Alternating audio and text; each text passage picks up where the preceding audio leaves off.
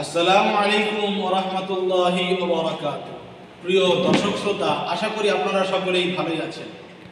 এক ভাই জানতে চেয়েছেন নামাজে তারাবিহ সুবহানাল মুলকি ওয়াল মালাকুতি সুবহানাল ইজ্জতি ওয়াল আজমাতি ইলা আখির, যে নামাজে তারাবিহতে 4 রাকাত পর পর যে এই দোয়াটি করা হয়, মসজিদে মসজিদে করা হয়, এই দোয়াটি সুন্নাহ দ্বারা প্রমাণিত কি না। আমি ওই ভাইয়ের উত্তরে এক কথায় বলবেন না, এটি কোনো সুন্নাহ দ্বারা হাদিস দ্বারা প্রমাণিত নয়। তবে এই দোয়াটি উল্লেখ রয়েছে জামিউর রুজুম এবং দুররুল মুখতারে। আর এই দোয়াটি আল্লামা কাহাস্তানি মানাহিজুল ইবাদ এই কিতাবের হাওলা দিয়ে তিনি উল্লেখ করেছেন।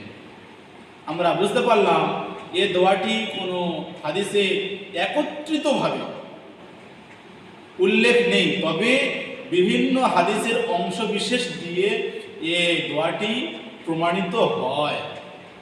আমরা বুঝতে পারলাম এই দোয়াটি কোনো হাদিস দ্বারা প্রমাণিত নেই একত্রিতভাবে। আশা করি আপনারা সকলে উত্তরটি বুঝতে পেরেছেন।